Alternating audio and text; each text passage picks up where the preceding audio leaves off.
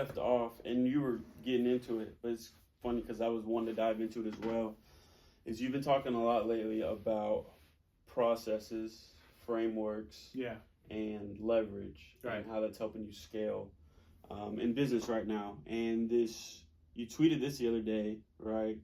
To scale a business, you need more than good ideas. You need solid processes. Build frameworks that empower your team to execute with precision.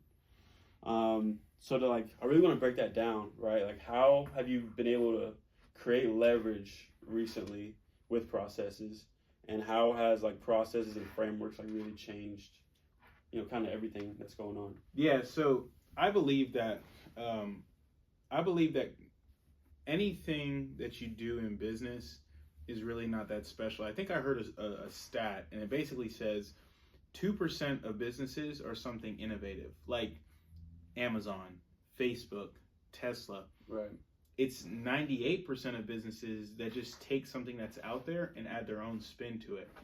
So reading that and learning that, what I've started to do is I always tier people out. So tier 1 is your people who can think of an innovative idea, who can write down the steps of the idea, the plan, and then who can perform the simple task. So almost think about it like somebody who can think about how a car is built, can map out everybody's job, and if push comes to shove, can help build the car in each phase. Right. A 2 is somebody who can't necessarily think of the idea that's innovative, but they can map out the steps and do the simple task. And then the 3 is somebody who can just do a simple task. And so when I look at that, the reason I talk about cars is because cars in themselves are known for being personal belongings, right? But cars are manufactured through an assembly line. Right. And so I think a lot of times what happens is if we look at those 1, 2s, and 3s, where I've seen a lot of people my age, younger, and even a little bit older kind of drop the ball is they bring on 1s to join their team, and the 1s are supposed to be doing simple tasks, but they think that they're on the level of the owner, and so the simple tasks never get done, right?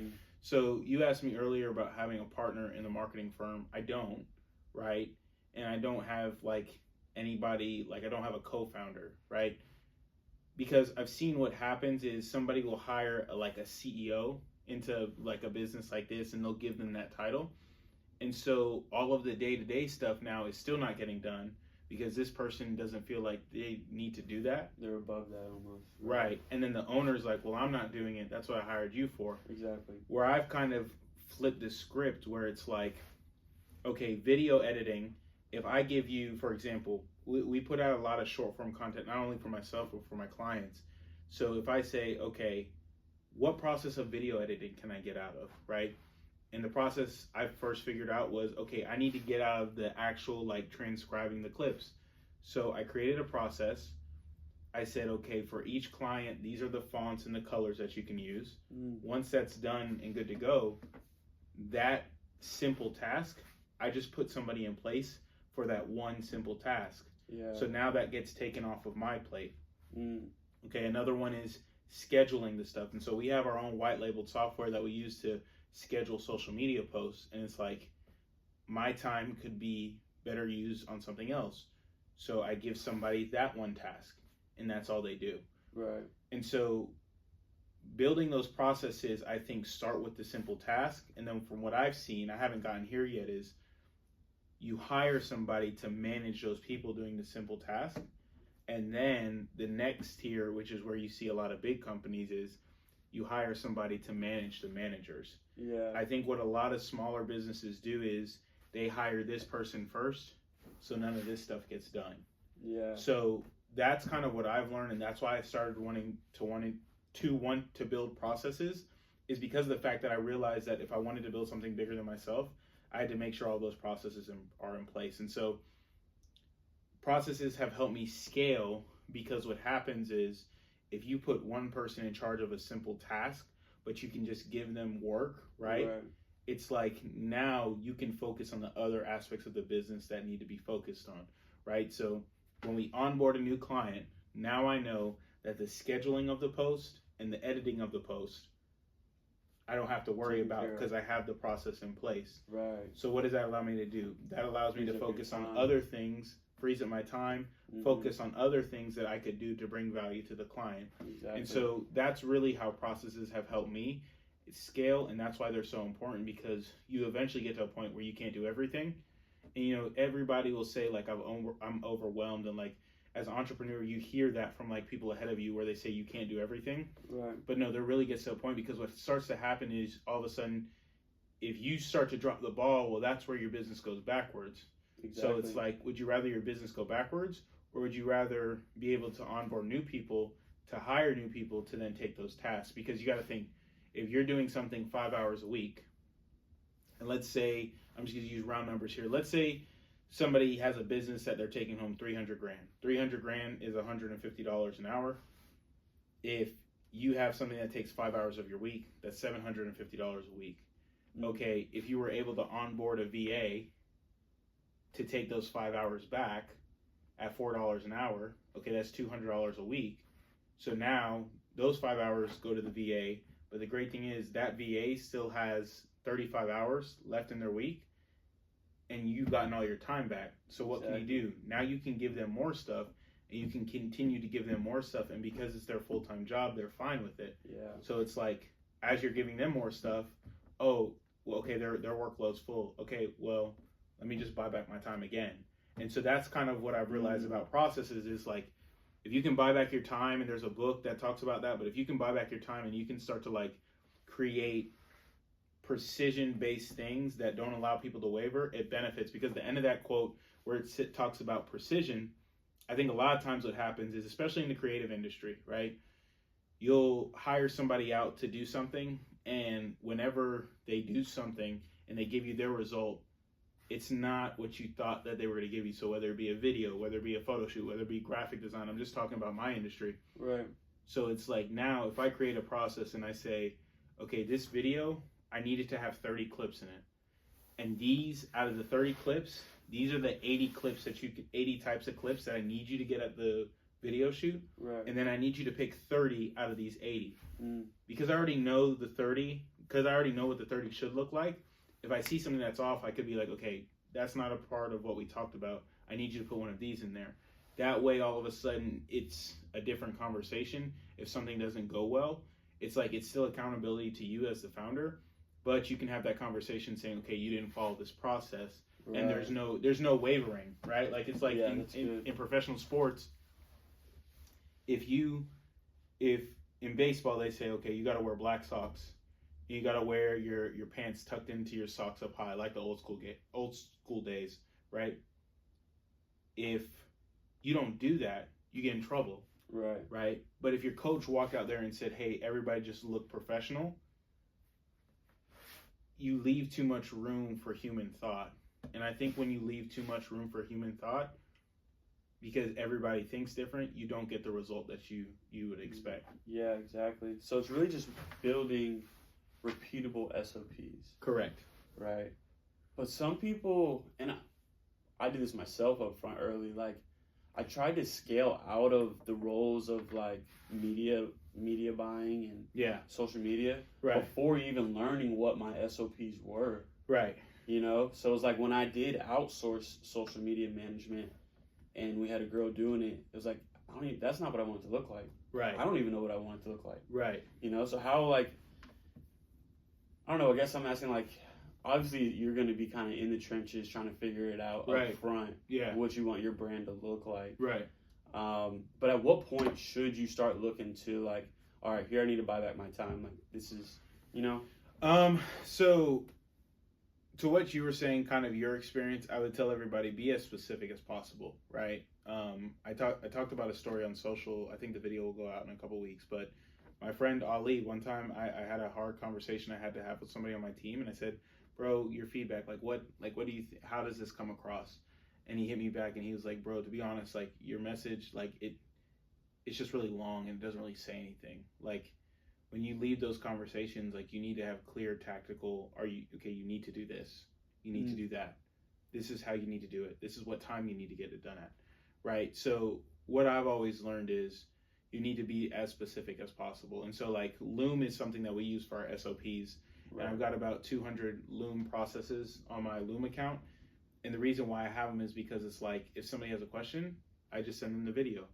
If they don't follow the video, okay, well now I'm going to judge your character because I just made it as clear as possible. Right. But as far as like understanding when to buy back your time, I think sometimes people do it too early because they hear about building a team, but you should only have to build a team once you get overwhelmed, right? Like I was working, and I mean, I still work a lot of hours, but like I was in here working 16-hour days nonstop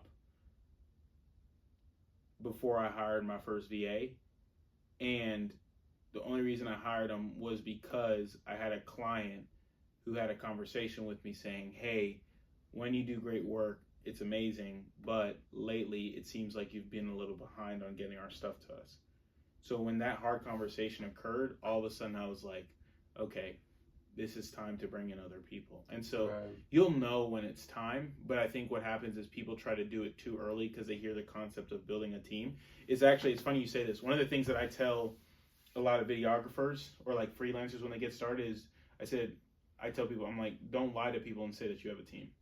Like, don't lie to people and say that you have a team of 4 people. Don't lie to people and say that you have a team of 3 people. Like, don't say that you have employees, because if you have employees, that requires W-2 paperwork and medical benefit. Like, don't say any of that stuff. Like, be honest with yourself. Right. Because if you're honest, then it makes that conversation easier with the client, right? So if you're somebody who, like, right now, I work with anywhere from 5 to 10, like, content creators, videographers, photographers. So now it's a little bit easier, but in the beginning, I used to tell people, well, I've got a team of 5 people. And what would happen was if this videographer wasn't available, I'd have to call the client and say, hey, we can't do it today. They'd be like, why? I thought you said you had a team of 5 people, right? Right. But when I started being honest, be like, hey, for this aspect of your project, I really contract out people. They give us the content and then we edit it. So I need to make sure what his schedule's like. They were like, okay, yeah, that's fine. Transparency. Yeah, so I'd say that to say that, like, I tell people, don't try to scale too fast.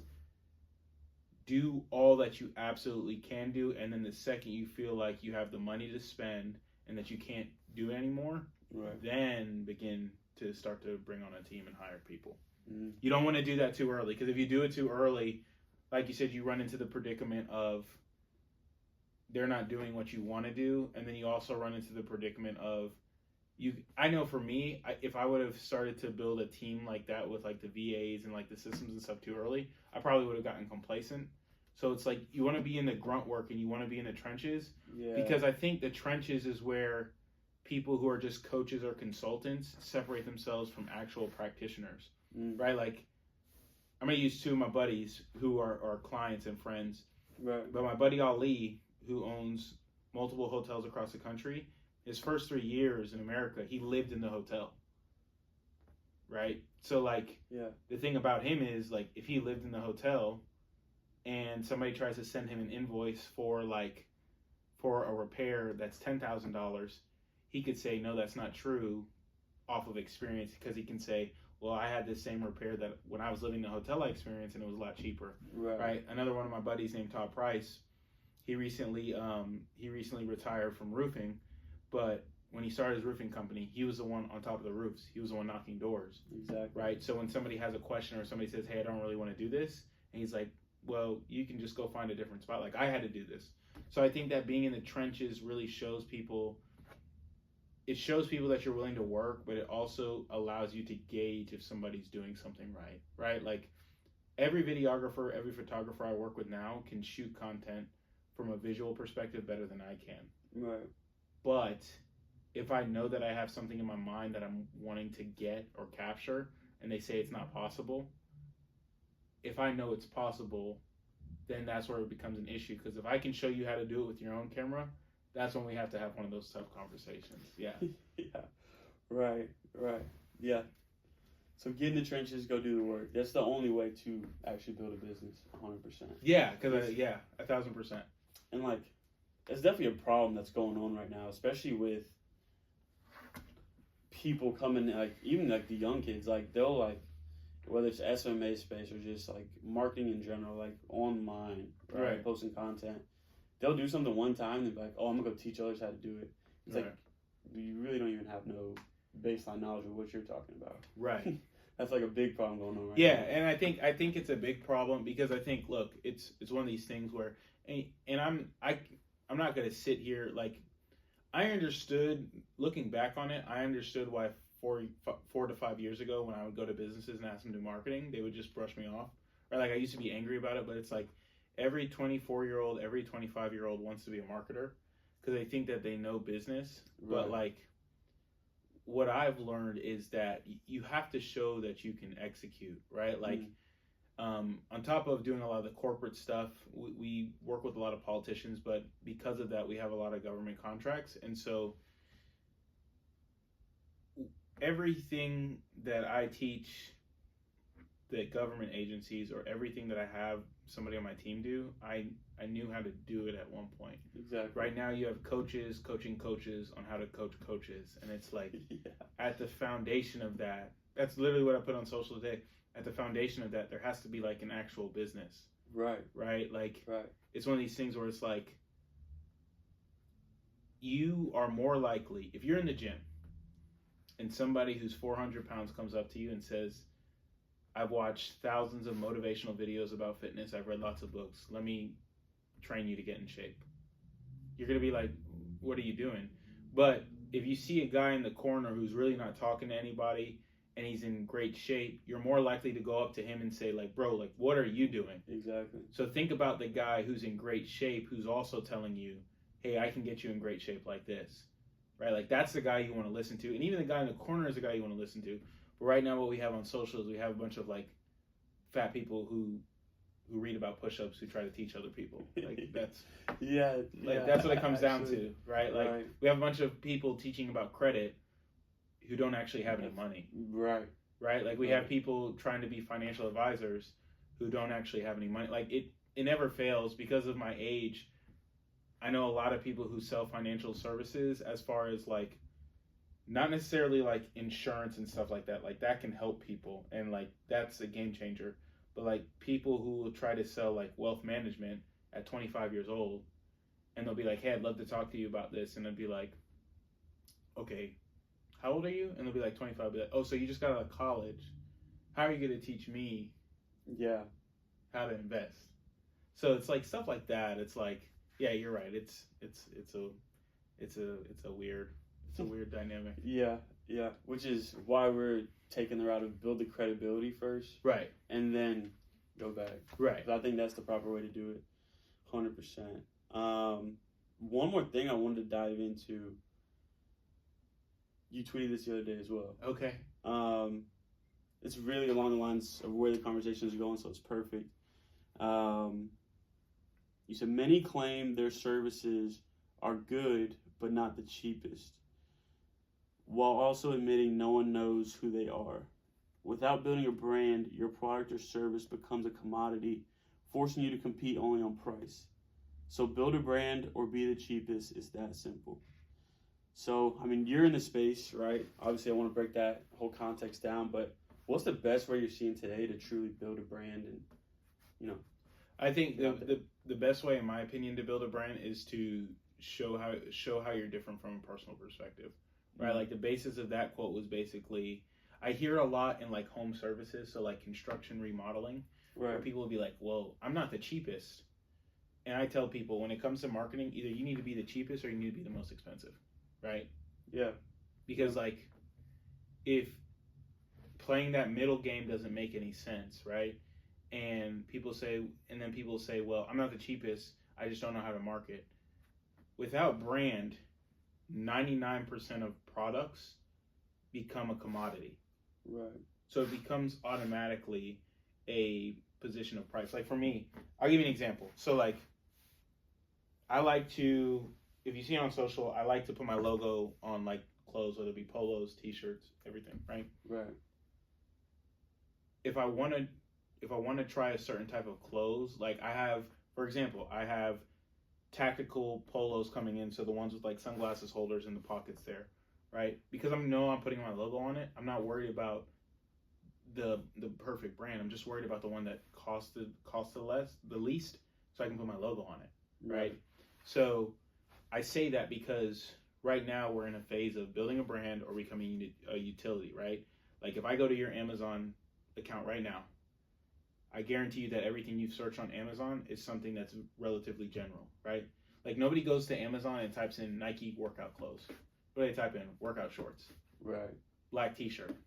iPhone cases. Yeah. Right? And you're doing that because you need the case for the utility. You're not worried about the brand. Right. So you see what I'm saying? So, and when you get into the utility game, you have to be priced the lowest, because if this is a black iPhone case and this is a black iPhone case and this one's $15 and this one's $10, I can't justify the $5 if it's the exact same thing. Yeah, exactly. Right? And so, but if there's a Louis Vuitton iPhone case that's $500, right? I may not buy it, but they're not marketing to me. They're marketing to people who like the Louis Vuitton brand. Exactly. And because they like the brand, people are willing to pay a premium for it. Touch its value. Right. So the best way to build a brand is to show people personally how you are and what makes what you do different from a personal perspective. Like what I do, I would not say is different from a lot of other marketing firms. It's how I do it, which is different. So how I put the personal aspect into things, right? And that's what makes the product different. And when you do that and you build a brand, you can then change the rates in which you charge, right? Like there's a reason why car brands like Honda, Toyota, right? Like they're in this affordability space. Ferrari doesn't worry about, they tell people that they're expensive. Right. And when they tell people that they're expensive, it encourages people to buy them even more. Like that's what I think a lot of people don't realize is the more you charge for something, if you market it right, the more people want it. Ferrari could come out with a $15 million Ferrari tomorrow and the line would be out the door for people to buy it. Right. Solely because they would want to say, I want to build a $15 million, I want to own a $15 million Ferrari, right? Exactly. But what happens is, like when I say, like, people say I'm not the like that quote, it says, people will say I'm not the cheapest, but then people won't know about them.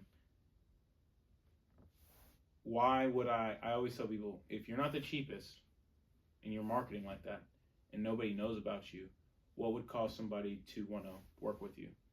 Yeah. Right? So there's that, and then there's the fact that when you build a brand, you in essence really have no competitors. And what I mean by that is, if you build a brand and let's say somebody needs marketing services or something like that, I can usually tell by the way the conversation goes based off of how we talk in the conversation. So when a prospect is like, hey, I've seen your stuff on social. Hey, this person told me about you.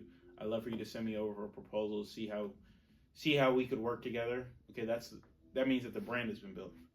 When somebody calls and says, well, do you have references, this, then the third, I'm actually price shopping and I'm getting like 4 or 5 quotes and then I'll get back to you.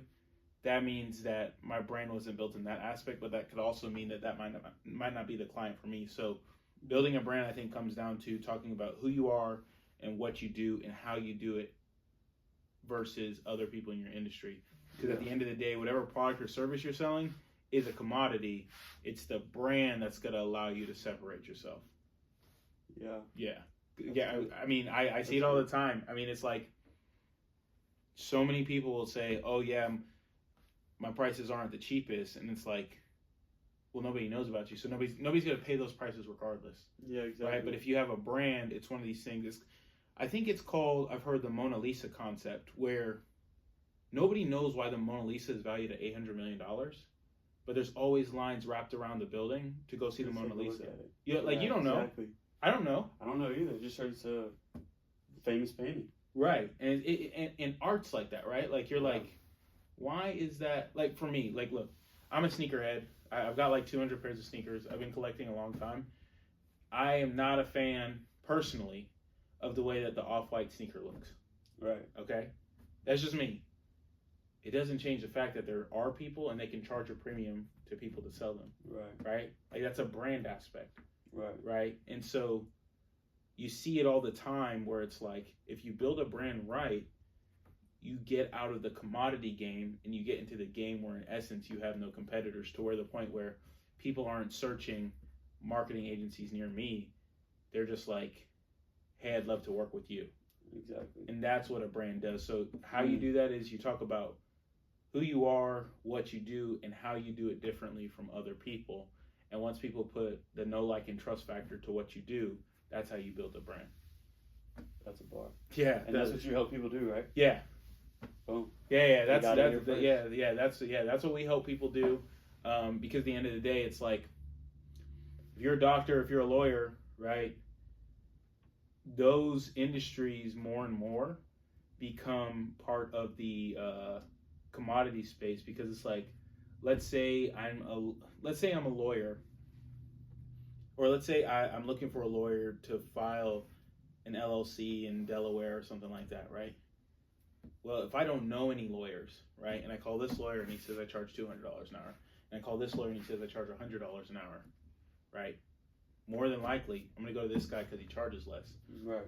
But if I go on Facebook and I say, I need a lawyer to help me file an LLC, and one of my successful business friends says, this is the guy you need to do it, at that point, if I'm hanging around with those type of people, I'm not really worried about his rate, because I can know he can produce a result that I need. That's where building a brand comes into play. And so lots of industries like law, medical, what's happening is they get more saturated because more people join them. And so the only way that you can continue to grow is if you build that brand and then eliminate your competitors, to the point where instead of people searching doctor near me, they say, I want to meet with Dr. York, right? Like that's how the game is played. Yeah. And so like if you don't play that game, you eventually become one of those doctor near me situations that always becomes a race to the bottom. Like it always becomes a race to the bottom more than people realize. Straight up. Yeah. Straight up. Yeah, it's how you get inbound leads too. Like straight up. Yeah. People finding you.